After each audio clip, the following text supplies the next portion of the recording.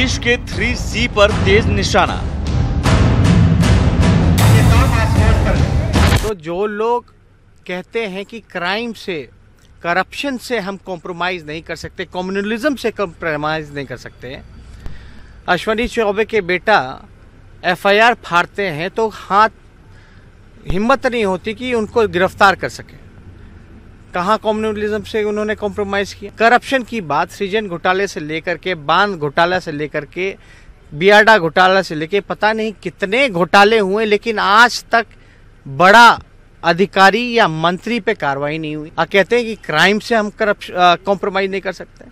ब्रजेश ठाकुर के मामले में 2 महीने बाद FIR होता है और उसमें भी मुख्य आरोपी का नाम नहीं रहता है। भागलपुर में सृजन घोटाला होता है, वहाँ कोई कार्रवाई नहीं होती है। जो मुख्य आरोपी मनोरमा देवी के बेटे और बहू आज तक कहाँ है किसी को नहीं पता। गिरफ्तारी हुई, क्या कार्रवाई हुई, नहीं पता चल रहा है। अब खुद पे मुकदमा चल रहा है तो कहाँ, तो उनको तो जवाब खुद दे देना।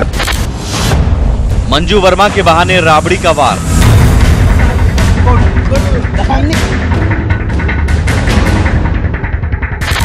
मंजू वर्मा को खोजना चाहिए। कहाँ है? सरकार चोरवा के रखा है। कहाँ रखा है? छिपा के। सुप्रीम कोर्ट 2 अलग फटकार लगाया सरकार को, बाकी कोई जुई नहीं, कोई सुनवाई नहीं। वो खोजना चाहिए। नीतीश पर वार, कुशवाहा से प्यार।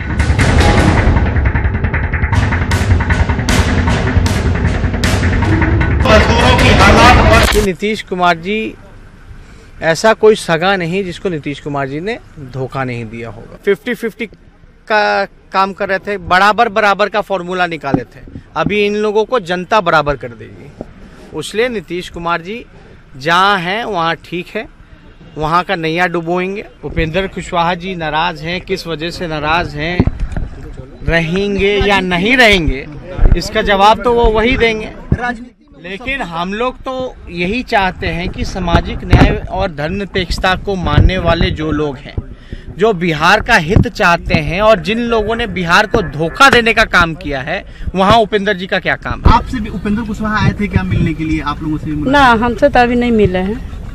अब मिलेंगे तब मिल लेंगे, मिलने में क्या है। उनको नीतीश कुमार ने नीच शब्द का इस्तेमाल किया, जिसको लेकर बहुत आहत है। क्या आहत तो कोई के नीच कोई कहेगा तो आहत रहबे करेगा, बाकी इस तरह के बोली मुख्यमंत्री को नहीं बोलना चाहिए। मुकदमे के लिए भी ठहराया नीतीश को जिम्मेदार। में जब तक नीतीश कुमार जी 14-15 साल से मुख्यमंत्री रहे, इल्जाम लगाने वाले लोग कितने बड़े बेईमान हैं। आने वाले दिनों में आप देखिएगा, जिन लोगों ने ये षड्यंत्र रचने का काम किया है वही लोग जेल में मिलेंगे। नीतीश कुमार जी, सुशील मोदी है, चाहे प्रधानमंत्री हो, लोग का साजिश चलता है जी। उन लोग का पावर है, एजेंसी है, वो लोग का हाथ, जो करवाना है एजेंसी से करवाना। बाकी हम लोग का भगवान का भरोसा है, न्यायालय पर भरोसा है। अदालत में चल रहे मामलों के लिए किसी को दोषी ठहराना ये अदालत की भी अवमानना है। लालू प्रसाद जी को जिस दिन सजा सुनाई गई थी, उस दिन भी RJD के नेता यही आरोप लगा रहे थे, चूँकि ये पिछड़ी जाति के हैं इसलिए इनको सजा दी गई है, और जगन्नाथ मिश्रा अगड़ी जाति के हैं इसलिए इनको सजा नहीं दी गई है। तो इस तरह से जजों के फैसले को भी ये कास्ट के आधार पर परिभाषित करने में एक्सपर्ट है। नीतीश पर निशाने की नीति से होगा सियासी बेड़ा पार। नमस्कार, स्वागत है आपका। आप देख रहे हैं प्राइम डिबेट। मैं हूं आपके साथ सुमित झा। एक तरफ लालू की कमी और उनकी बिगड़ती सेहत, दूसरी तरफ पारिवारिक कलह और राबड़ी तेजस्वी का IRCTC घोटाले के मुकदमे का सामना करना। RJD के लिए एक संकट की घड़ी और सामने लोकसभा चुनाव।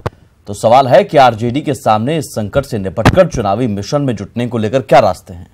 क्या नीतीश पर जुबानी तीखा हमला करने से पार्टी का सियासी बेड़ा पार हो जाएगा? क्योंकि IRCTC घोटाला मामले में पेशी के लिए दिल्ली गए राबड़ी तेजस्वी ने दिल्ली से पटना तक नीतीश को निशाने पर रखा। तो क्या RJD अब नीतीश को निशाने पर रखने की आक्रामक नीति पर चलकर चुनावी मिशन पूरा करेगी? इसी पर आज प्राइम डिबेट, और प्राइम डिबेट में आज जो खास मेहमान मौजूद हैं, सबसे पहले आपका उनसे परिचय करवा दें। भारती मेहता हैं, जेडीयू प्रवक्ता, प्रेमरंजन पटेल हैं बीजेपी की ओर से, मृत्युंजय तिवारी हैं आरजेडी की ओर से, और अभिनंदन सुमन हैं आरएलएसपी की ओर से। स्वागत है आप सभी मेहमानों का। सबसे पहले मृत्युंजय जी, नीतीश कुमार को लेकर ट्वीट, और अब राबड़ी देवी बहुत दिनों बाद मीडिया से रूबरू हुई, और सिर्फ दोनों राबड़ी और तेजस्वी के निशाने पर नीतीश कुमार रहे दिल्ली से पटना लौटने तक। क्या ये एक नीति है आरजेडी की, ताकि आपके कार्यकर्ताओं में कहीं ना कहीं जो ऊर्जा की कमी हो गई होगी लालू जी की कमी की वजह से या पारिवारिक कलह की वजह से, उसमें भरने की कोशिश कि नीतीश कुमार पर तीखा हमला कीजिए, मनोबल बढ़ेगा पार्टी कार्यकर्ताओं का, और इसी से आप चुनावी मिशन में जुटेंगे? देखिए सुमित जी, सबसे पहले तो हमारे कार्यकर्ताओं की ऊर्जा की बात आपने की है, तो हमारे कार्यकर्ताओं में इतना ऊर्जा है कि हर एक कार्यकर्ता का चेहरा खिला हुआ है। और आप देख लीजिए कि हम लोगों ने सिद्धांत की राजनीति की है। हमारे नेता ने, उन्होंने, हमारे आदरणीय नेता लालू प्रसाद जी ने साफ कहा है कि फांसी के फंदे पर लटक भी जाएंगे तो भी हम सिद्धांतों से समझौता नहीं करेंगे। माननीय मुख्यमंत्री आदरणीय नीतीश कुमार जी ने जिस तरह से पलटी मार राजनीति की, धोखेबाज राजनीति की शुरुआत की, बिहार की जनता एकमात्र एजेंडा है, क्योंकि जनता के सामने अगर आप चुनावी मिशन में जाने के लिए तैयार हैं तो सिर्फ आप निशाना और हमले करेंगे, जुबानी जंग करेंगे, या फिर कोई आप भी विकल्प पेश करेंगे? कोई अगर तेजस्वी यादव नेता के तौर पर सामने आ रहे हैं तो उसे लेकर घर में ही कई बार कलह की स्थिति पैदा हो जाती है। सुमित जी, एक जिम्मेवार विपक्ष होने के नाते हमारे नेता प्रतिपक्ष बिहार विधानसभा श्री तेजस्वी प्रसाद यादव जी जितने सवालों को उठाते हैं, सत्ता में बैठे हुए लोग इसका जवाब नहीं दे पाते हैं। और जिन जिन मुद्दों को उन्होंने उठाया है, चाहे वो मुजफ्फरपुर का मामला हो, सृजन घोटाला का मामला हो, शौचालय का मामला हो, चाहे अन्य मामले हो, वो सारे मामले आज सही साबित हुए। सुप्रीम कोर्ट ने भी उन पर मुहर लगाया। और जिस साजिश और षड्यंत्र के तहत हम लोगों को, मैं वही पूछ रहा हूं ना, अगर आपके लिए ये सब बहुत बड़ा मुद्दा है तो मुद्दा सिर्फ ट्वीट करने और मीडिया में बयान देने से होगा कि कार्यकर्ताओं के बीच जाकर आप सड़क पर उतरेंगे? हम तो हमारे नेता तो तेजस्वी यादव जी बराबर लगातार कार्यकर्ताओं के बीच में है, जनता के बीच में है, जनता के बीच में जा रहे हैं। लेकिन ट्वीट का, जब आप ट्वीट करते हैं, सोशल मीडिया का इस्तेमाल करते हैं, अब उसका जवाब मिल रहा है तो उससे भी घबराहट है।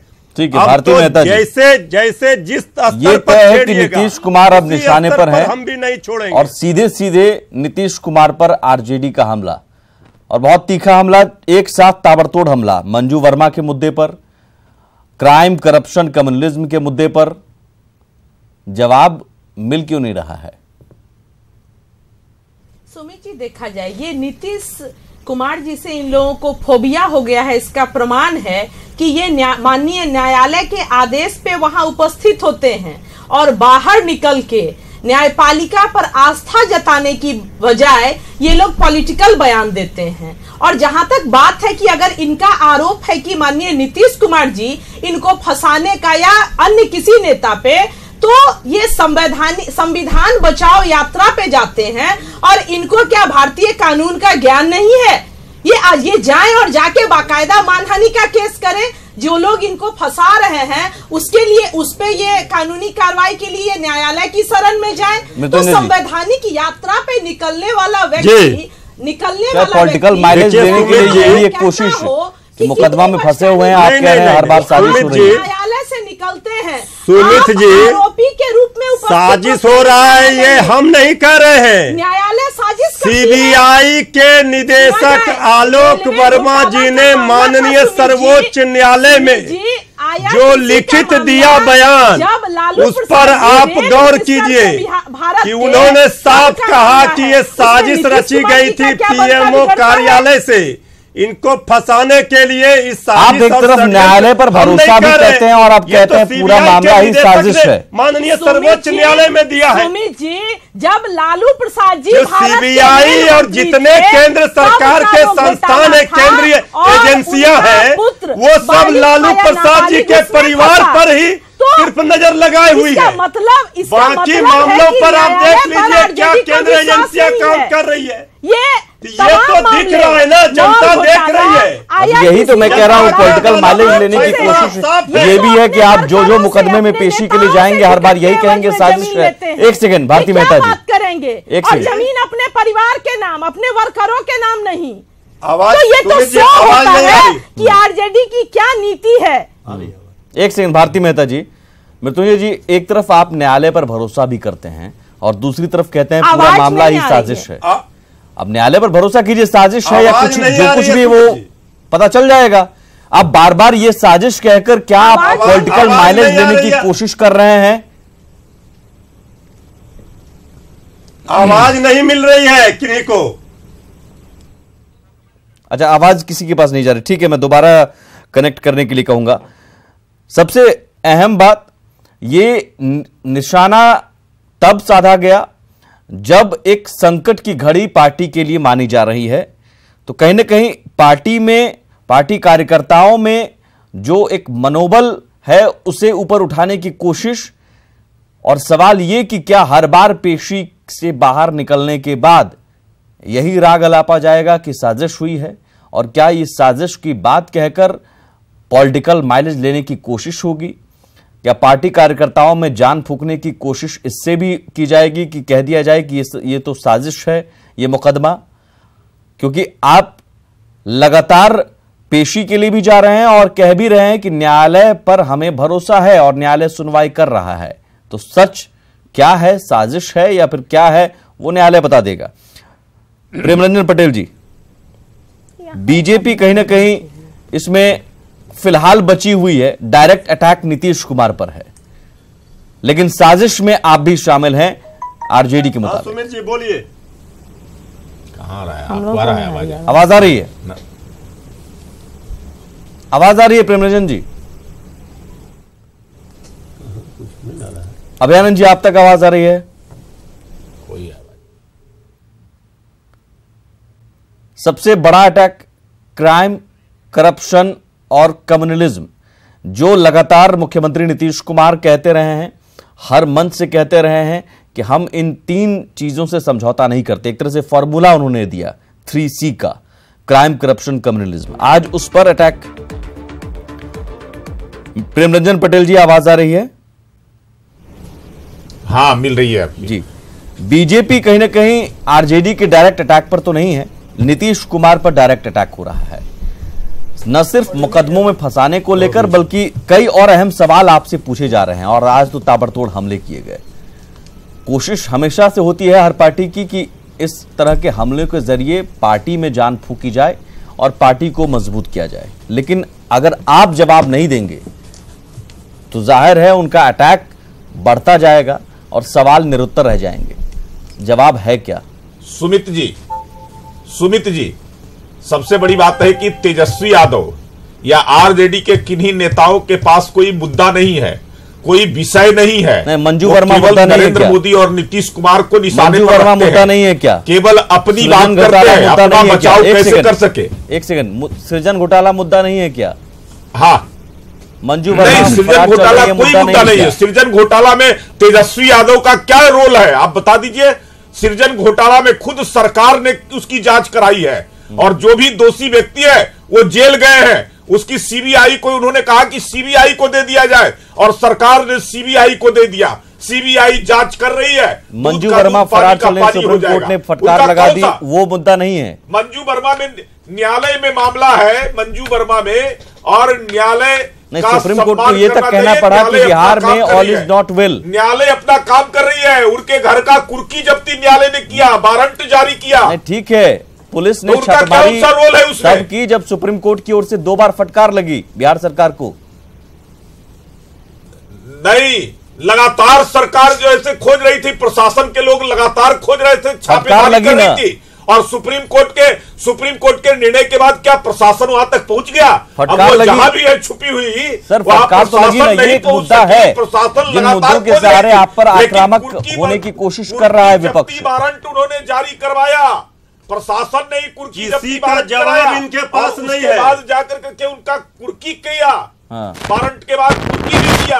गिरफ्तार क्यों नहीं हुआ ये बताइए, क्या किया ये मत बताइए। गिरफ्तार क्यों नहीं बताए तेजस्वी यादव और राबड़ी देवी को बताए कि अवैध संपत्ति कहां से लाए और कैसे लाए? ये तो सीबीआई ने कह दिया कि आपने षड्यंत्र करके फंसाने का काम किया है। नीतीश कुमार ये तो स्पष्ट हो गया। भारतीय जनता पार्टी, आइए जनता की अदालत में फरियाद लीजिएगा। जनता पार्टी ने नहीं कहा था, नीतीश कुमार ने जनता की अदालत में चलिए, आप संपत्ति अब जवाब दीजिएगा जनता को। वर्ष की उम्र में जनता से अधिक जनता जवाब दे देगी। ठीक है, आपको जवाब देना पड़ेगा। जनता जवाब देगी। हो गया, उसका जवाब सत्ता में है, जनता ने आपको वोट दिया है। मुद्दों को लेकर अचानक तहस में आ जाती है, लेकिन फिर कहीं गुम हो जाती है। सवाल यही है कि अचानक तीखा हमला करने की नीति कब तक? अभिनंदन सुमन जी, नीतीश पर निशाना, नीतीश पर वार और कुशवाहा से प्यार आरजेडी की ओर से। आप तो खुश हो रहे होंगे क्योंकि आपके भी दुश्मन अब नीतीश कुमार ही हैं एनडीए में रहते हुए, और आरजेडी आपको स्वागत करने के लिए तैयार है। सुमित जी, कुशवाहा जी ने कह दिया कि लालू इतिहास के चीज हो चुके हैं। एक बोलने दीजिए। ऐसा है सुमित जी कि मैं आपको बता रहा हूं कि जिस तरह से तेजस्वी यादव जी अपने बयान दे रहे हैं, तो स्वाभाविक है वो आरजेडी के लीडर हैं, विपक्ष के नेता हैं, और हमारे राष्ट्रीय अध्यक्ष उपेंद्र कुशवाहा जी अभी भी एनडीए में हैं। हम लोगों ने कहाँ कहा है कि मैं एनडीए में नहीं हूं। 30 तारीख तक हम लोग समय दिया है कि सीट बंटवारा, सीट सामंजन हो, 30 तारीख तक का हम लोग समय दिया है। उसके बाद हम लोग फैसला लेंगे, और अभी तक हम लोग उम्मीद रखे हुए हैं एनडीए से कि हमारी जो बिहार में जिस तरह से मेरा ताकत जो है बढ़ा है, उस हिसाब से हमारा पहले 3 सीट पर मैंने लड़ा था, लेकिन आप सम्मानजनक सीट मिलेगा तो आज भी एनडीए में। अच्छा, लेकिन एक चीज, नीतीश कुमार पर वार हो रहा है और आपके लिए प्यार झलक रहा है आरजेडी की ओर से, ये क्या है? नहीं, जैसा एक मिनट मैं आपको बताता हूं कि आज जो मान लेते हैं कि कोई भी नीतीश कुमार जी पर वार हो रहा है और मंजू वर्मा पर वार हो रहा है, लेकिन ये जो घोटाले की जो बात करते हैं, तो मंजू वर्मा जी से इस्तीफा लिया गया, मंजू वर्मा जी पर आज जो है कोर्ट ने भी फैसला सुना करके कुर्की जब्ती किया गया, लेकिन उस समय और दूसरे मंत्री का भी मुजफ्फरपुर में नाम आया था, तो क्या उन पर कोई कार्रवाई आज तक नहीं हुई? ये तो आप जो न्याय की बात कहते हैं, तो कहां न्याय की बात आप करते हैं? यही तो कह रहा हूं, मंत्री से आपने इस्तीफा ले लिया। आप भी वही कर रहे हैं जो आरजेडी कर रहा है। आरजेडी तो विपक्ष में होते हुए कर रहा है, आप एनडीए में रहते हुए कर रहे हैं। देखिए अब सबसे बड़ी चीज है, नहीं, सबसे बड़ी चीज है कि अगर ये बात को मैं, मंजू वर्मा महिला थी और ये जो है पिछले कोई एक बात नहीं है, कोई एक मसला नहीं है, इनका इस्तीफा मसला ये है ओवरऑल के बाद जो है ये क्या है, नीतीश कुमार पर वो हमला कर रहे हैं और आपके लिए प्यार जता रहे हैं, आपको ऑफर दे रहे हैं। ये भी तो क्या आने वाली पिक्चर की स्क्रिप्ट है कि कुशवाहा जी आरजेडी में जाएंगे, ये तय है, तो इसलिए आरजेडी से आपके प्यार बढ़ रहे हैं? मैं ऐसा बात नहीं है, ऐसी बात नहीं है। मैं सरकार में हूं। हमारे जो ऐसे राष्ट्रीय अध्यक्ष उपेंद्र कुशवाहा जी ने स्पष्ट कहा है कि मैं दोबारा प्रधानमंत्री नरेंद्र भाई मोदी को मैं दोबारा प्रधानमंत्री बनाना देखना चाहता हूं। नीतीश कुमार को दोबारा मुख्यमंत्री बनते देखना चाहते हैं आप? नहीं, बिल्कुल नीतीश कुमार को दोबारा मुख्यमंत्री बनते देखना चाहते हैं कि एनडीए में ही कुछ लोग हैं वो प्रधानमंत्री को, नरेंद्र भाई मोदी को दोबारा प्रधानमंत्री नहीं बनने देना चाहते हैं। ठीक है अभय जी, इसकी भी तो आपको देखना होगा। नीतीश कुमार को दोबारा मुख्यमंत्री बनते देखना चाहते हैं? देखिए ऐसी बात है ना कि हमारे नीतीश कुमार के दोबारा, आप पहले सुन लीजिए मेरी बात को। हाँ। मेरी पार्टी के विधिवत घोषित उम्मीदवार मुख्यमंत्री के उपेंद्र कुशवाहा जी हैं, तो हम गठबंधन में रहेंगे। अभी पार्लियामेंट का चुनाव हो रहा है, अभी विधानसभा का चुनाव नहीं हो रहा है, तो वहां तेजस्वी यादव उम्मीदवार है, यहाँ नीतीश कुमार उम्मीदवार है, फिर आप कहां जाइएगा? नहीं, आप जो है, हेलो, आप विधानसभा का चुनाव आएगा उस समय बात कीजिएगा ना, लेकिन अभी कहां से बात कीजिएगा? बनते देखना चाहेंगे, अभी पार्लियामेंट की बात कीजिए। पार्लियामेंट में एक ही मुद्दा है, नरेंद्र भाई मोदी को प्रधानमंत्री बनाना। ठीक है, उसके बाद आप चाहेंगे, एक इच्छा आपकी भी है कि नीतीश जी फिर से बने? नहीं, इच्छा की क्या बात है? आप हंसुआ के ब्याह में खुरपी के गीत गाइएगा? यहाँ जो ऐसा पार्लियामेंट का चुनाव हो रहा है और आप गीत गा रहे हैं। आरजेडी का ऑफर स्वीकार कीजिएगा। आज तेजस्वी यादव ने फिर से आपको कहा है कि वहां एनडीए में आपका काम नहीं है। सबसे बड़ी चीज है कि आज भी राष्ट्रीय लोक समता पार्टी को विश्वास है कि एनडीए के साथ हैं, एनडीए के साथ अगर नहीं तो आरजेडी के साथ आप जाने के लिए तैयार होंगे और हम लोग एनडीए के साथ रहेंगे। एक विकल्प ये है, एक विकल्प ये है, आरजेडी स्वागत कर रहा है आपका, संजोए हुए हैं। आरजेडी स्वागत कर रहा है आपका, ये विकल्प है अभी भी आरजेडी के साथ जाने को लिए। पहले तो हम एनडीए में हैं। हमारे राष्ट्रीय अध्यक्ष अगर प्रधानमंत्री को दोबारा बनना देखना चाहते हैं नरेंद्र मोदी को, तो बाद की बात है ना। ये जो ऐसे हमारा तिथि जो ऐसे हमारे राष्ट्रीय अध्यक्ष उपेंद्र कुशवाहा जी, माननीय उपेंद्र कुशवाहा जी ने 30 नवंबर को तिथि तय किया है। 30 नवंबर तक आज आप देखे हैं मृत्युंजय तिवारी तेजस्वी यादव ने भी कहा है, तेजस्वी समझिए सर, आप नीतीश कुमार को फिर मुख्यमंत्री बनते देखना नहीं चाहते हैं। चिराग पासवान ने भी कहा है वो तेजस्वी जी भी नहीं चाहते हैं, लेकिन तेजस्वी जी खुद बनना चाहते हैं। आपके लिए फिर वहां भी वैकेंसी नहीं रहेगी सीएम को लेकर, फिर कहां जाइएगा वो तय कर लीजिएगा आप। देखिए मृत्युंजय जी एक सेकंड मृत्युंजय जी, आप जो ऑफर पर ऑफर दे रहे हैं, अधीर हो रहे हैं उपेंद्र कुशवाहा जी को लेकर। उपेंद्र कुशवाहा जी ने 11 जून को कहा था, इसी ऑफर पर उपेंद्र कुशवाहा ने कहा था कि अब आरजेडी का कौन सा वोट बैंक बचा है, वहां कौन जाएगा। फिर भी आप लोग ऑफर पर ऑफर दे रहे हैं। नहीं, ऑफर का सवाल नहीं है। जिन लोगों को, जिन पार्टियों को धर्मनिरपेक्षता, सामाजिक न्याय पर विश्वास है, हमारे नेता प्रतिपक्ष ने क्या कहा है, उनका हम स्वागत कर रहे हैं। एनडीए में उपेंद्र कुशवाहा जी जिस विचारधारा की राजनीति करते हैं, एनडीए में जिस तरह से इनको अपमानित किया जा रहा है, कितने दिनों तक अपमान झेलेंगे? आपके लिए भी कह रहे हैं कि आपका बात कोई वोट बैंक नहीं बचा है सर। भाई अब तो वहां नरेंद्र मोदी जी ने श्री नीतीश कुमार जी के डीएनए पर ही सवाल खड़े किए थे। उसमें जाइएगा तो फिर 2-4 घंटे का डिबेट कराइए, तब सारा उसमें जाएंगे बात तो हम रखेंगे। सब फिर वही एक सबके दामन पर दाग है। कह रहे हैं एक जैसी है सर। हम कह रहे हैं कि मुख्यमंत्री खत्म करूंगा। भारती मेहता जी 10 सेकंड। जनता का आशीर्वाद तेजस्वी यादव जी के साथ है। यही खत्म करो। भारती मेहता जी 10 सेकंड, आप कुछ बोलना चाह रही। मुझे लगता है कि आरजेडी अब इतना विषय विहीन हो चुकी है कि बार बार अनावश्यक गड़े मुर्दों को उखाड़ने में लगी रहती है, या अपना संपत्ति और अपने जो इनके राजपुत्र हैं उनको बचाने में लगी रहती है। जनहित का तो कोई मुद्दा इनके पास है नहीं। जनहित का मुद्दा आपके साथ जनता नहीं है, नेताओं जनता हम लोगों के साथ। बहुत शुक्रिया आप सभी का इस डिबेट में शामिल होने के लिए। जनहित के मुद्दे नेताओं के पास ही नहीं रह गए हैं, क्योंकि पहले उन्हें स्वहित दिखाई देता है और ये सियासत की रवायत चल पड़ी है। लेकिन जनता को खुद का हित देखते हुए ही अपना फैसला लेना होगा। नमस्कार।